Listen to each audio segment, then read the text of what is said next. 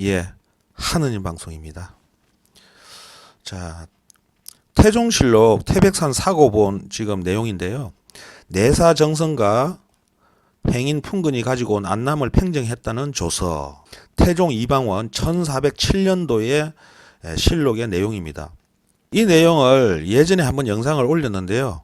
또 가지고 온 것은 지금 여기에 오해의 소지가 있기 때문에 명확하게 확정을 하기 위해서입니다.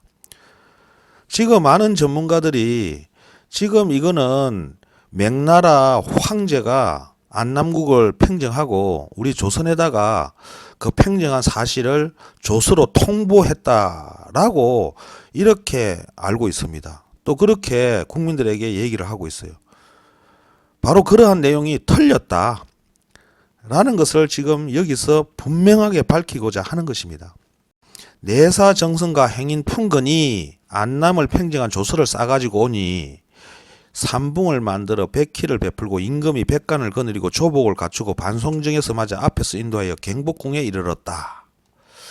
자, 이걸 보고 국사편찬위원회에서는 이 봐라, 조선의 임금이 무무백간을 거느리고 그 조서, 황제가 보낸 조서를 엎드려서 배알하고 있지 않냐.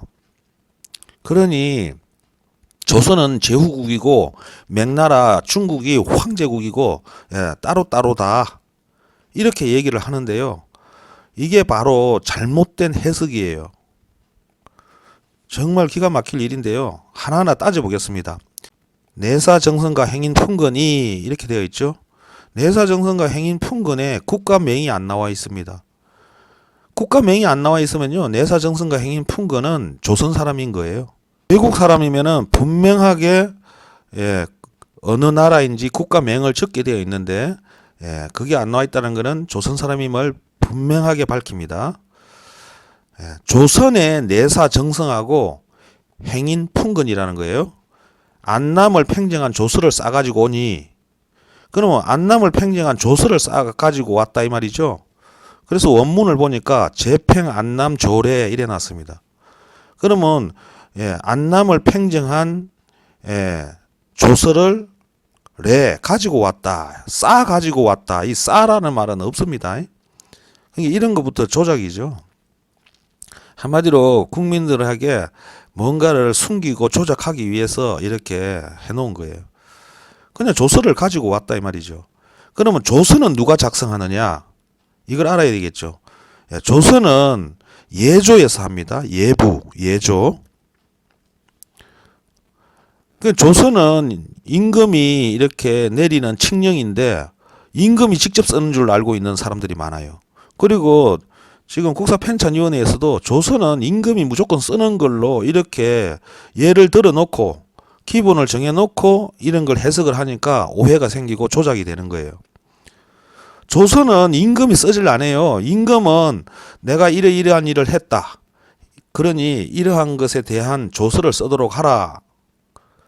글을 쓰도록 하라. 이렇게 지시를 하죠. 그러면 예문관, 예조에서 조서를 씁니다. 그래서 그걸 써가지고 임금님에게 가지고 오는 거예요. 지금 이 내용이 그 내용입니다. 내사정성이 예문관에서 조서를 작성해가지고 임금의 명에 의해서 조서를 작성했죠.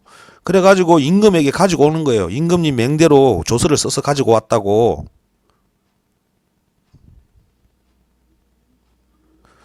자, 삼붕을 만들어 백희를 베풀고 임금이 백간을 거느리고 조복을 갖추고 반송정에서 맞아 앞에서 인도하여 갱복궁에 이르렀다.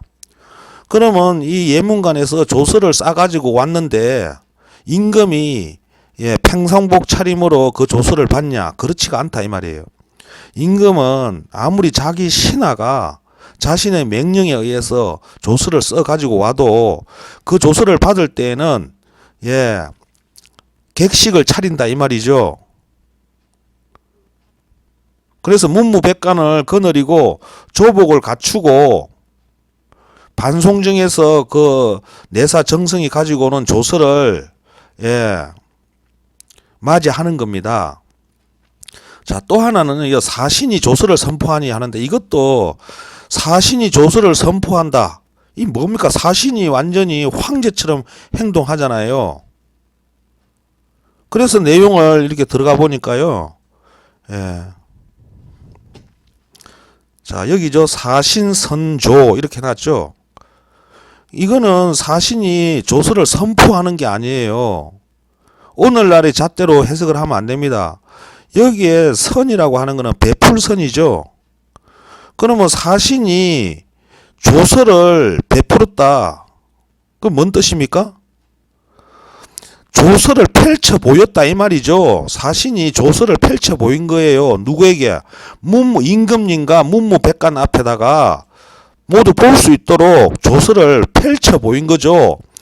사신이 한마디로 임금님의 사역, 심부름하는 신하인데 임금님의 심부름하는 신하가 선포를 합니까? 이것도 해석이 잘못된 거죠. 국민들이 이걸 보고 오해를 하잖아요. 아, 이거 대국의 사신이니까 우리 임금님보다 더 높은 직책이구나 이렇게 생각을 하잖아요. 그게 아니고 우리 임금의 심부름하는 신하예요. 조서를 이렇게 펼쳐 보이는 거예요. 조서를 펼쳐 보이는 것도 임금님이 펼쳐 보입니까? 임금님은 손 하나 까딱 안 해요.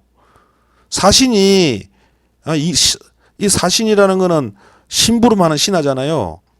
그래서 조서를 이렇게 펼치는 거예요. 펼쳐서 이렇게 들어주는 거예요. 그럼 임금은 그냥 뒷짐지고 이렇게 쳐다보는 거죠. 잘 썼나 못 썼나 이렇게 보는 거죠. 그리고 맹하여 누가 맹합니까? 여기에 명령을 내릴 수 있는 사람은 임금님밖에 없죠. 그럼 태종 이방원이죠. 태종이 맹하여 누구에게 맹했습니까? 정구하고 조정에게 맹한 거죠. 정구라는 신하 보고는 우리나라 음으로 읽게 하고 한마디로 구어체로 읽게 하고 조정이라는 신하에게는 중국 음으로 읽게 하였다. 이 중국 음이 아니란 말이에요. 원문을 보겠습니다. 조정이 한음 독지라. 한음으로 읽어라. 한자 음으로 읽어라 이 말이죠. 중국 음이 아니라 한자 음으로. 그래서 이 중국 음으로 하는 이것부터 조작이죠. 바로 이러한 것들이 쌓이고 쌓여서 이 조선 왕조실록 전체가 조작이 되는 거예요. 지금 이 중국 음이나 한자 음이나 별것 아닌 것 같지만은 이러한 것들이 쌓여서 완전히 헬조선으로 만들어지는 겁니다. 사실은 헬조선이 아니라 갓조선인데 거기에 지금 1등 공신이 지금 국사편찬위원회가 지금 헬조선으로 만드는 역할을 하는 거죠. 지금 여기에는 정확하게 한음이라고 그랬잖아요. 한음. 한자 음으로 읽어라. 그리고 여기에 우리나라 음으로 읽게 하고 하면 우리나라하고 중국하고 갈라치기 하는 거잖아요. 그런데 그렇지가 않아요. 우리나라 음이나 중국 음이나 지금 원문을 보면은 자, 명했다. 정부에게는 향음이라 그래 놨잖아요. 향음은 토속어가 뭡니까? 구어체로. 지금 우리나라에도 구어체가 있고 문어체가 있잖아요. 그래서 향음은 구어체고 한음은 문어체라고 볼 수 있는 거죠. 우리나라 중국 이렇게 갈라치기 하면 어떻게 합니까? 지금 여기에 향음도 우리나라 말이고 한음도 우리나라 말이에요. 이게 지금 잘못됐죠. 그래서 오해하게 되잖아요. 근데 지금 우리나라의 그 어떤 역사학자들도 이런 것을 이렇게 잘못됐다라고 제대로 해석을 해내고 밝히는 사람이 없으니까 지금 하느님 방송에서 이렇게 하는 거예요. 여기 보면 우리나라 음으로 읽게 하고 조정은 중국 음으로 읽게 하였다 하는 이 내용만 딱 보면 어떻게 되겠습니까? 아, 조선은 중국 황제가 가져 썼고 지금 조선의 임금은 지금 그 조서를 받아서 지금 엎드려 받는구나 이렇게 생각을 하잖아요. 우리나라가 중국이고 중국이 우리나라고 조선인데 중국 대륙과 이 한반도가 싹 다 조선이었단 말이에요. 자, 정구에게도 명령하고 조정에게도 명령을 했죠. 그러면 태종은 지금 조서를 아직 읽지도 않았는데도 벌써 이 조서의 내용을 알고 있다라는 그런 명령을 하는 거잖아요. 이 조서의 내용도 모르고 우리나라 향음으로 읽고 또 한음으로 읽고 두 가지 음으로 읽어라라고 명령을 내렸다라는 것은 조서의 내용을 이미 알고 있다라는 내용이죠. 그러니까 이 조서는 바로 태종 이방원의 명령에 의해서 예조, 예문관에서 만들어 가지고 지금 임금님에게 완성되어서 가져온 거예요. 정말 기가 막히네. 이걸 제가 얘기해 놓고도 참 복잡한데요. 사실 알고 나면 엄청 쉬운 내용인데 지금 우리나라의 99.99%가 다 지금 우리나라가 중국에 사대를 한 조선이라고 알고 있으니 이게 지금 받아들여지지가 않고 이해가 잘 안 될 거죠. 정확하게 그런 내용과 반대되는 대치되는 내용이다 보니까 여러분들 머리가 빠개질 건데요. 저도 그래요. 봉천 성운 황제는 좋아하노라. 이게 누구냐? 이게 바로 지금 태종 이방원을 얘기하는 거예요. 그럼 봉천 성운 황제는 좋아하노라라는 이 글자는 누가 적었느냐? 이 글자는 예문관에서 적은 거죠. 누구 명령으로? 태종 이방원의 명령으로. 안남국을 팽정했으니까 그에 대한 조서를 너희들이 한번 써봐라.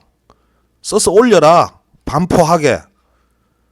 그랬더니 예문관에서 조서를 작성해가지고 가지고 온 거예요. 그래서 지금 반포를 하는 거잖아요.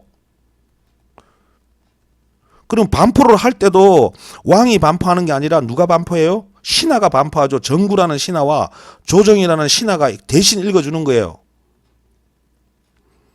그래서 이 내용을 보면은 봉청 성운 황제는 조하노라 짐이 공경이 황도를 이어받아 성현을 가끈하게 준수하여 지극한 교화를 넓혀서 사회가 즐겁고 편안하기를 기약하고 길이 태화를 보존해서 만물이 모두 이루어지게 하려고 하여 이른 아침부터 밤늦게까지 조심하고 두루하여 가함 있게 얼려하고 거칠게 하지 못하였다. 생각건대 황고 태조 고황제께서 천하를 통일하고 자 여기 보면 태조 고황제라고 해놨잖아요. 태조 고황제는 태조 이성계를 말합니다. 태조 고황제라고 정확하게 기록에 나와요.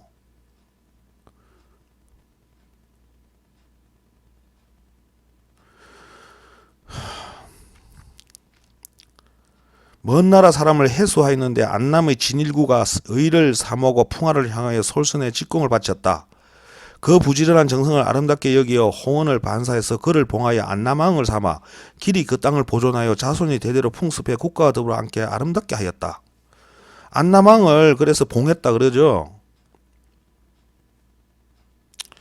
그런데 근래에 적신 여계리의 아들 여창이 오랫동안 호랑의 마음을 가지고 마침내 탄서의 거조를 향하여 그 나라 임금을 죽이고 온 종족을 살해하여 널리 배신에게 미쳐서 거듭 참혹한 지경에 이르렀다. 가혹하게 거둬들이고 살육하여 생민을 병들게 하고 닭과 개까지도 편안하지 못하여 원성이 길에 가득하였다. 여우처럼 의심하고 원숭이처럼 교활하며 치처럼 강교하고 이리처럼 탐하여 성명을 속여 바꾸어서 호일원이라고 하고 아들은 호요로 하여 그 실상은 은폐하고 진씨의 생질이라 속여 일컫고 진씨는 안남왕을 말하는 거죠. 진씨가 자손이 끊어졌다고 속여 말하고 왕을 봉하는 것을 이어받기를 청구하였다. 짐이 나라 사람이 통속이 없는 것을 생각하여 거짓이라고 예측하지 아니하고 그 말하는 바를 들어주었다. 요행이 간사하고 엄흉한 깨를 이루며 문득 날뛰는 뜻을 방자히 하여 오로지 끓이는 바가 없이 간특한 짓을 하지 않는 것이 없어서 스스로 말하기를 성스럽기가 사망보다 낫고 덕이 오제보다 높다 하여 아주 그냥 갱거망동한다 이 말이죠. 주공 공자를 서성 삼을 것이 없다 하여 맹자를 가리켜 선비 이름을 도둑질하였다고 헐뜯고 정자 주자를 가리켜 옛것을 포절하였다고 비방하여 성인을 능멸하고 하늘을 무시하여 윤수도 없고 도리도 없어 그 국호를 대우라 참칭하고 기년을 소승이라 도둑질하여 양궁 황제라 칭하고 조정의 예의를 범하였으니 다만 펜방에서 행포를 자행할 뿐 아니라 실상은 중국과 대항하고자 하는 것이다. 이렇게 쭉 내려가서요. 여기 보면 정의장군, 성국공, 준흥 등에게 맹해 일부의 군사 대감 80만을 그늘에 토벌하게 하고 특별히 장사에게 칙령하기를 전투에 임하여 대적하는 자는 죽여 용서하지 말고 와서 항복하는 자는 모두 용서하라 하였다. 80만 대군을 이끌고 안남국을 정벌하러 간 거죠. 군사들이 불양강을 건너며 적이 군사를 거느리고 700만이라 이름하여 와서 거전하되, 그러니까 안남국에서는 700만 명의 군사로 대적을 했다 이 말이죠. 정말 대단하죠.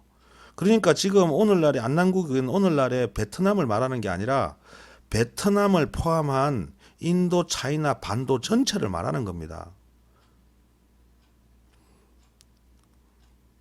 그걸 알아야 돼요. 지금 안남국 하니까 지금의 베트남, 그 하노이, 뭐 이런 하롱베이 하는 그쪽 일대를 뭐 월남이라 해가지고 베트남 그걸 안남국이라 하는데요. 그게 아니라 인도, 차이나, 반도 전체가 안남국이었죠. 그러니까 군사만 700만이 나오는 거예요. 인구는 떼거리로 많잖아요. 거기가.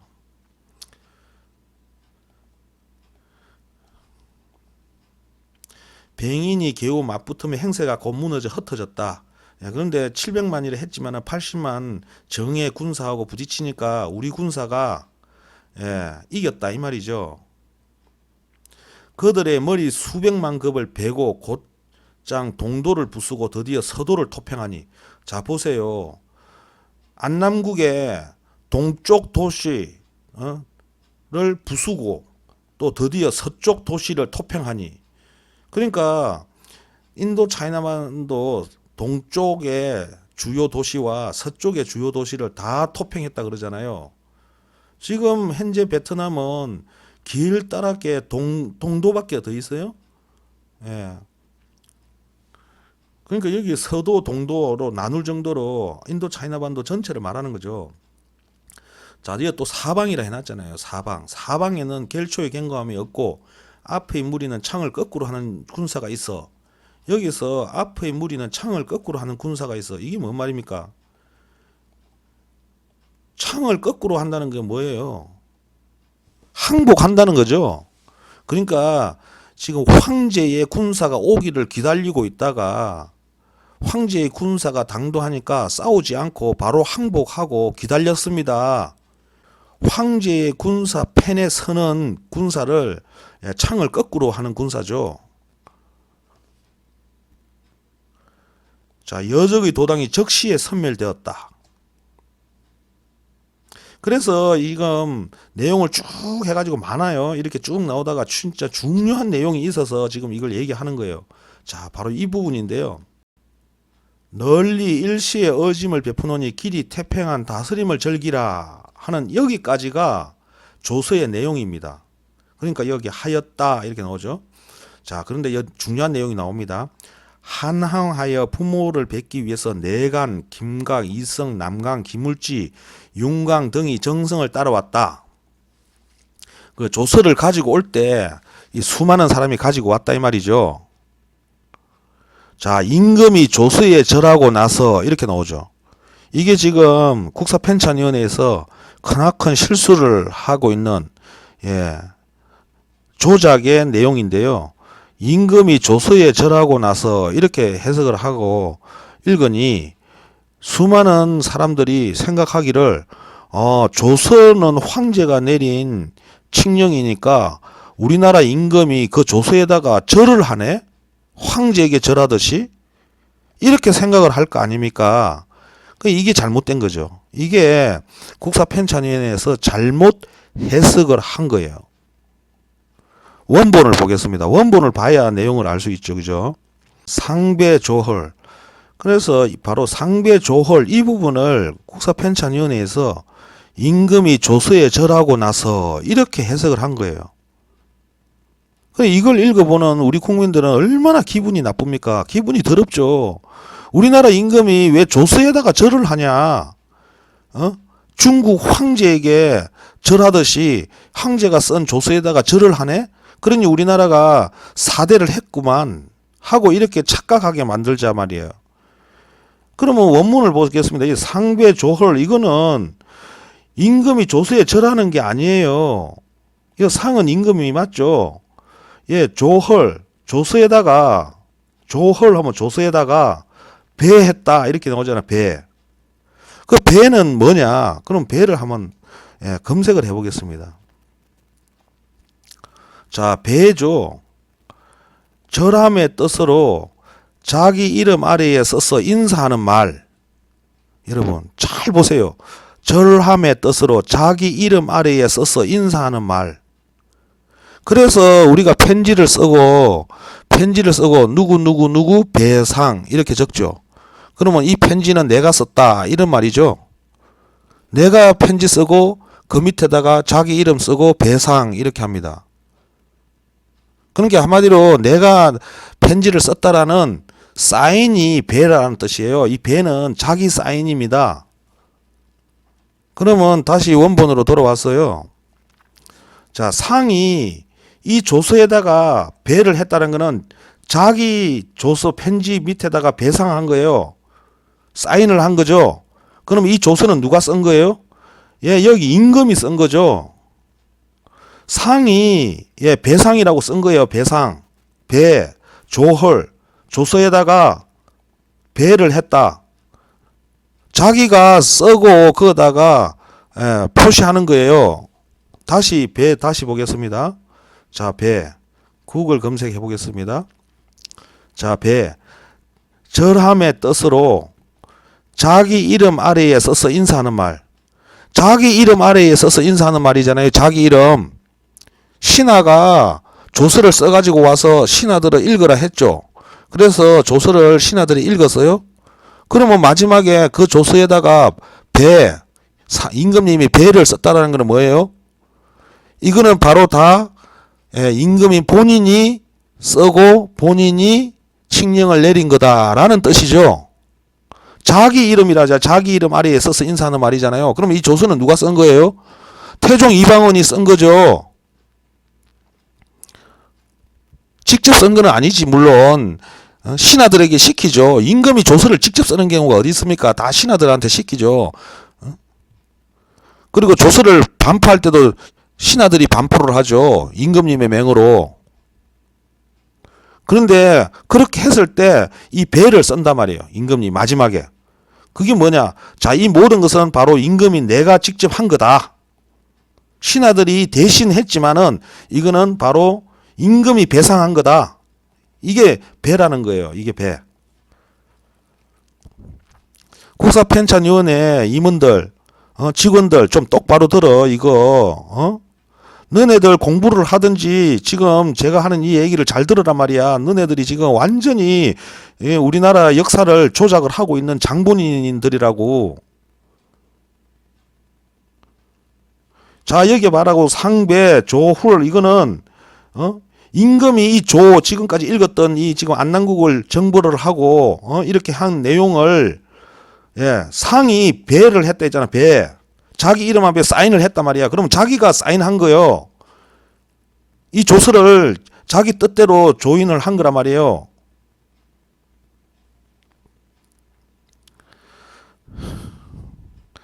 참 기가 막힙니다. 그러니 지금 조선왕조실록에 나오는 그 수많은 조작의 증거들이 이렇게 지금 나오고 있는 거예요. 그러니 요즘 자라는 젊은 세대들이 헬조선 하잖아요. 그게 진짜 헬조선이 아니라 잘못 교육을 받아가지고 잘못 알고 그렇게 하는 거예요. 잘못 알고. 그러니 얼마나 원통합니까? 진짜 조선이 나약하고 못난 나라였다라면은 억울하지라도 않죠. 정말 천하를 호령하고 천하의 주인이었던 조선이 이렇게 헬조선 소리 들으니 얼마나 억울하냐 말이에요. 그러니 없었어야 할 조선 그 후손은 그러니까 요즘 젊은 세대들이 효가 뭔지 충이 뭔지 압니까? 젊은 놈들이 그렇게 부모 어른들을 업신여기고 무지막지한 나쁜 짓을 일삼는 거는 바로 이렇게 역사를 잘못 알고 있기 때문인 거래요. 조상을 우습게 알고 거기 더 나아가서 부모를 우습게 알고 그리고 세상 사람들을 우습게 하니까 나쁜 흉악한 범죄도 스스럼 없이 짓고 한단 말이에요. 이러한 모든 것들이 잘못된 역사 교육 때문에 나오는 거 아니에요. 우리나라 교육학자들, 교육 선생님들도 정신 차려. 지금 우리나라가 지금 이 모양 이 꼴로 점점 거짓과 조작으로 더럽혀지고 있는 거는 너네들 때문이기도 하단 말이야. 교육자들의 잘못도 있단 말이에요. 역사학자들의 잘못, 뭐 공직자들의 잘못. 이 모든 뿌리가 이 잘못된 역사 인식부터 시작하는 거 아닙니까? 지금 이렇게 조선 왕조실록이 이렇게 엄연히 있는데 이걸 갖다 해석을 갖다가 엉망진창으로 이렇게 해석을 해가지고 정말 원통하고 정말 억울해서 지금 정말 힘들어 죽겠어요. 저도.